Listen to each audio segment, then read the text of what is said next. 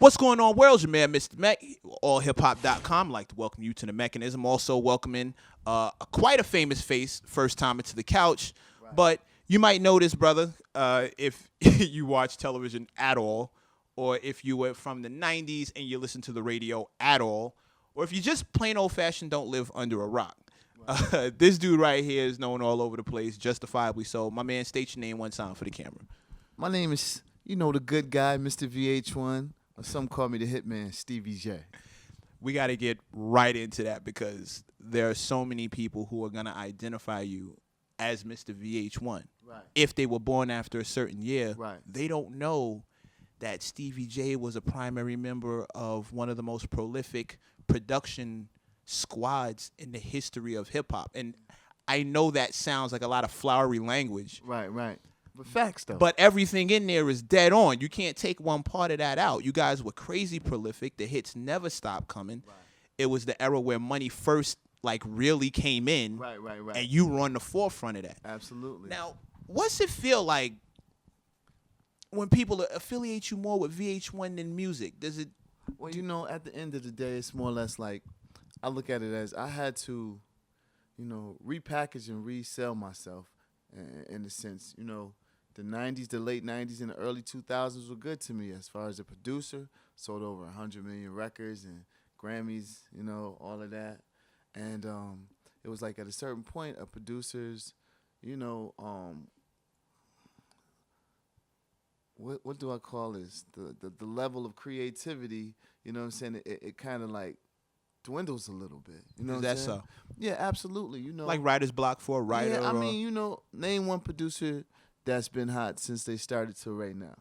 Without a drop-off? Without a drop-off. Nah, that doesn't happen. You know what I'm saying? So what I wanted to do is... But that's for any artist. Right. And I reached a ceiling, I guess that's the word I'm looking for, a ceiling of producing a lot of hits for a lot of different individuals. You know what I'm saying? Mm-hmm. And, it was time for me to try something new and do something new. And I wanted to accomplish the same goals that I did in the music business. Okay. You know what I'm saying? So with that being said, it's like, damn. You did all that in the music game. Like, I'm still trying to find a producer that did what I did in the music game. You know what I'm saying? It's hard to find that cat. But now I took my talents to South Beach, so to say. Right. I went to television. I studied the reality television space, and I wanted to be involved. And that was the wave. So 6.5 years ago, I wanted to do something different. I went and auditioned for Love and Hip Hop, me and Mimi. And I brought Joseline. So I wanted to be the first one to bring two ladies to the reality television space and make the same noise that I made in the music business. And 6.5 years later, we still a #1 show on VH1. And I'm executive producing 2 shows, the Stevie J and Joseline show and the Leave It to Stevie show, the #2 shows on VH1. So, I want to know, you know what I'm saying, as a producer that's sold over 100 million records and basically doing the same thing on television. Mm-hmm. So, I'm trying to see who can follow those steps right there. Has it been worth it, though? Because it hasn't come without cost. You've taken a lot of hits to your personal reputation. Yeah. Some would say justifiably so.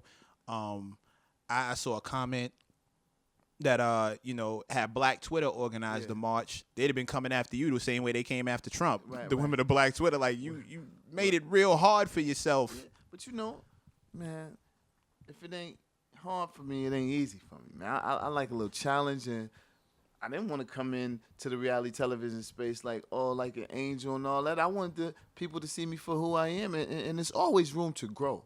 You know what I'm saying? And as you can see with my show, Leave It to Stevie, I'm on the heels with them numbers for Love and Hip Hop right now. I'm talking about we right there. So people seeing me grow and see me as a family man, see me as a father, seeing my humorous side, and they seeing this musicianship now. I didn't want to take the initiative to come into the reality TV space like, oh, look, I can play the guitar, I can sing, I can do this, I can play the piano. I didn't want to do that. I wanted people to understand me as a personality and see my character and my charisma, and then just show them the music eventually, and it's working now. The long-term effects, though, do you ever think, what effect this will have on, you got kids, you got daughters, you got little girls coming up, and I know the women would kill me if I didn't ask, is this the example you want to set for your daughter? Now, from a guy's perspective, let me just kick in real quick. From a guy's perspective, I think your daughters probably have all the game. I think they'll probably never fall for anything. That part. But, exactly. Is this the example I want to set? I'm not here to be, an example. I'm here to just be me, and I'm here to live my life the way I'm living my life, and, and show people that you can change. I'm not out, being a womanizer right now. Every man at some point had 2 women or 3 women at the same time. I'm just the one that put his kuyans on the chopping block. You know what I'm saying? So, and kids and the women. Right.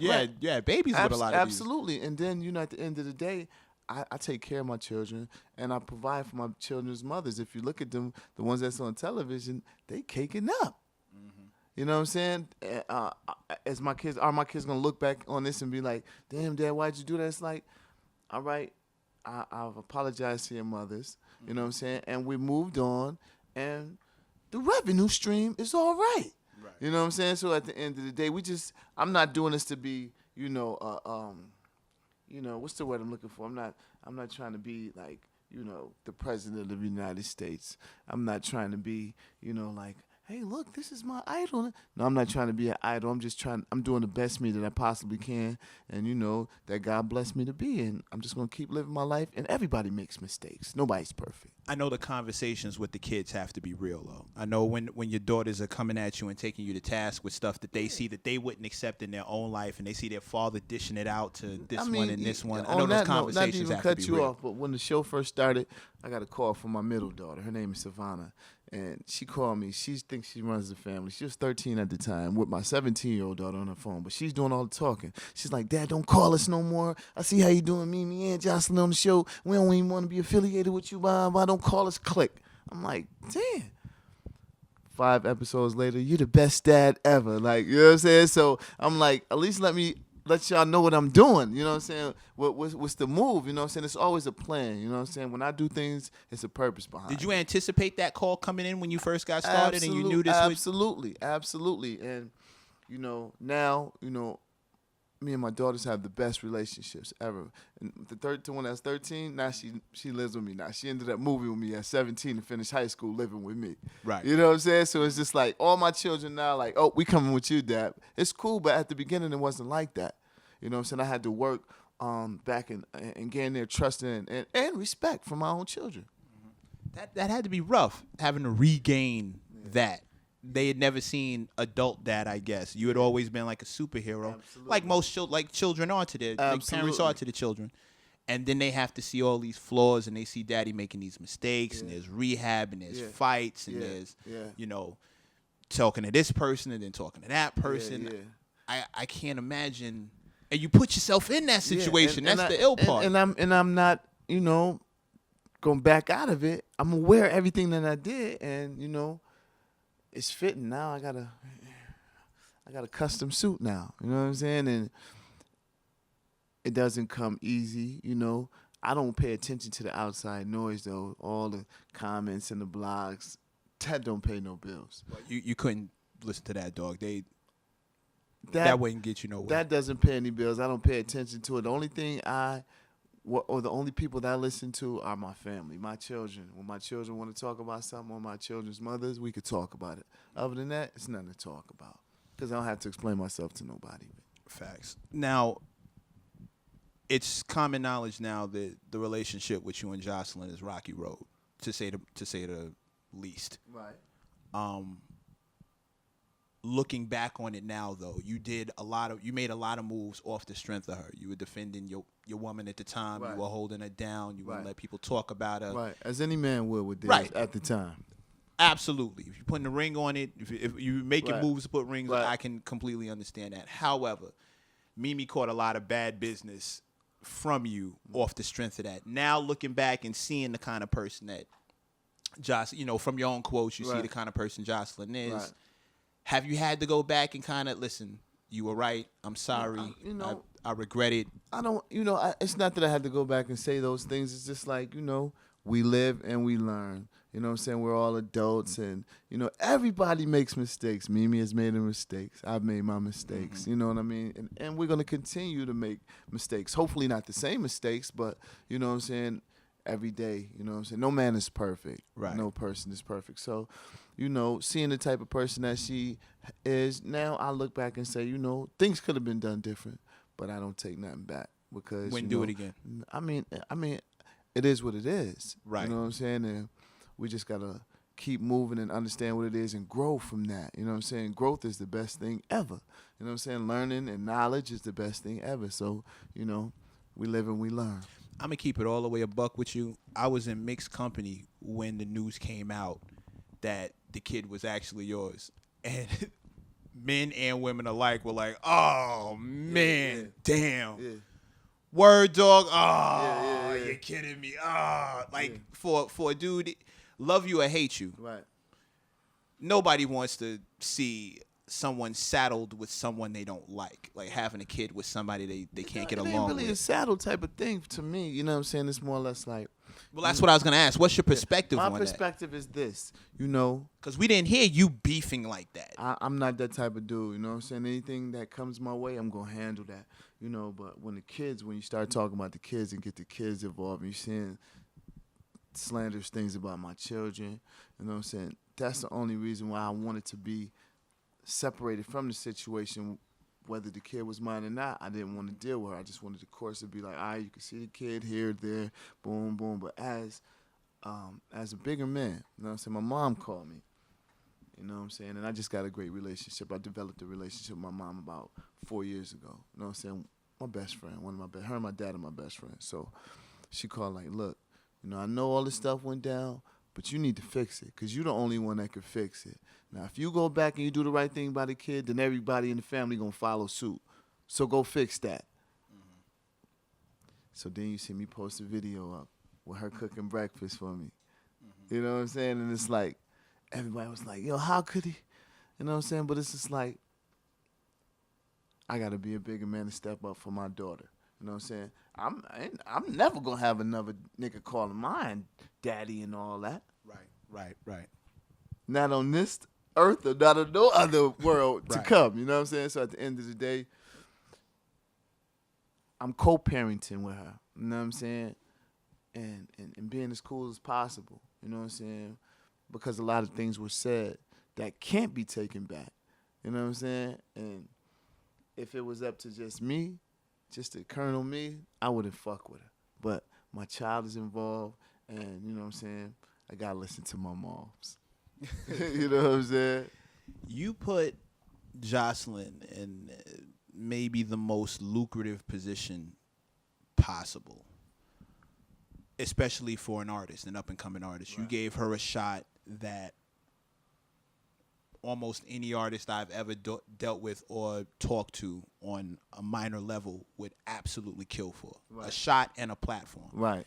You burn personal relationships for. You and Benzino had a falling out. Basically, it seemed to be over her. Right. Or at least with her in the middle. Right. And artist-wise, most of us could not see any potential to make money, longevity, real talent. It just seemed like you were titmatized. Yeah, no, not at all. You know, I'm telling you what it looked like. Yeah, I mean, but please tell me what it is. Unbeknownst to what it looked like, this is what it is. Please. I'm not a businessman. I'm a businessman. You know what I'm saying? So at the end of the day, it's called love and hip hop. I was dealing with both of them, Mimi and Joseline, but it wasn't no music involved. So I'm just like, all right, yo, I'm gonna do something. You say this with exactly what I say do, and do exactly what I say. Hey, my man, you write the Spanish, right? Come here. I'm gonna lay these melodies. Write some words of that. Do that. Now you say that.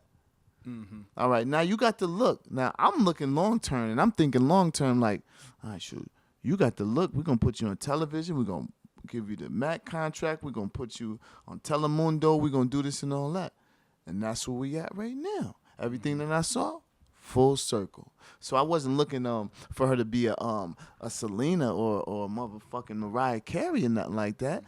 This is a business. She talked like she was gonna be that though. Well, you gotta talk to want to be it. You know what I'm saying? You gotta you know what I'm saying, make yourself believe it.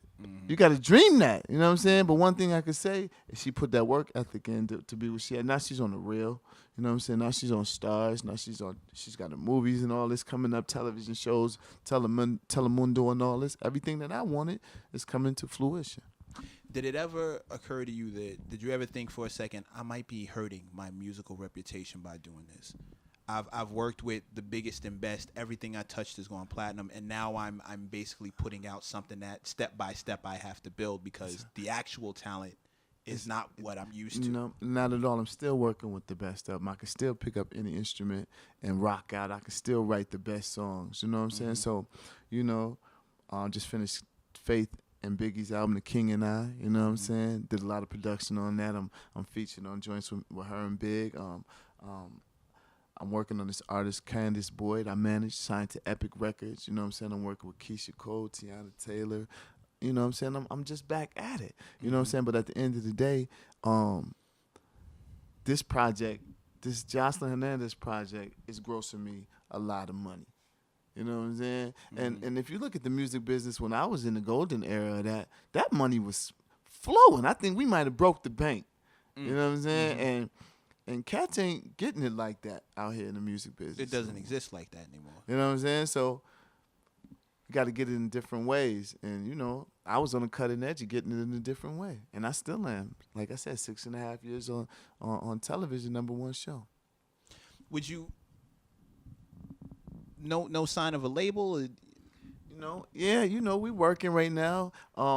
Danger Zone is definitely taking a few meetings, you know what I'm saying? Is that the name of the... Yes, okay. Absolutely. And, I got a great publicist. I got a great team of, all my publicists is in here right now. You do. You know I've met her. Lizzie, She's Lucky Marie. We all in here, you know what I'm saying? She gets busy. Yeah, she gets busy. And,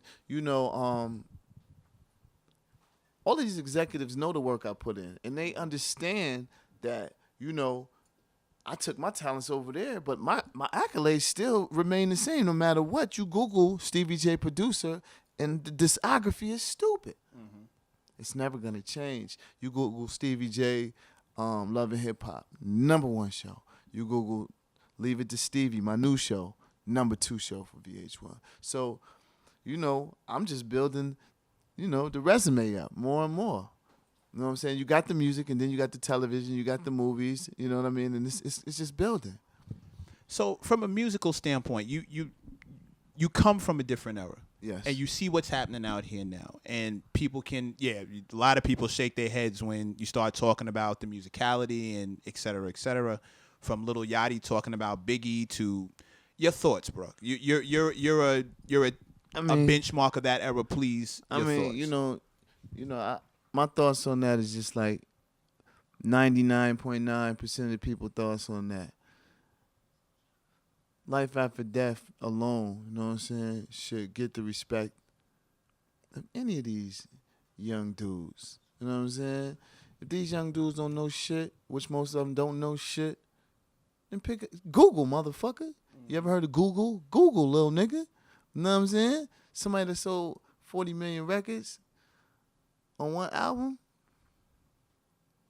I believe the word was overrated. Overrated? His hair color is overrated. You know what I mean? Sell some records. Pay homage to the cats that made it possible for you to be here. And if they was here, you wouldn't even be here. Right. You know what I'm saying? So, I don't blame him for not knowing, you know what I'm saying? Because most of the Generation X don't really know. Shout out to you millennials. Do your research if y'all want to get in the music business or any business. Just Google. I don't goddamn, how you know Google. That's all. You know what I'm saying? Pay homage to those before you. You know what I'm saying? It's called respect. Where do you think the need to be disrespectful in the first place comes from? Why would that even be something that needs to happen? Because, obviously somebody around him and somebody that's in his camp or whatever must have said something to even let him get that thought. You know what I'm saying? But, God bless these youngins, man. You know what I'm saying? Because little what's her name sound like young such and such. All them dudes sound the same. You know what I mean?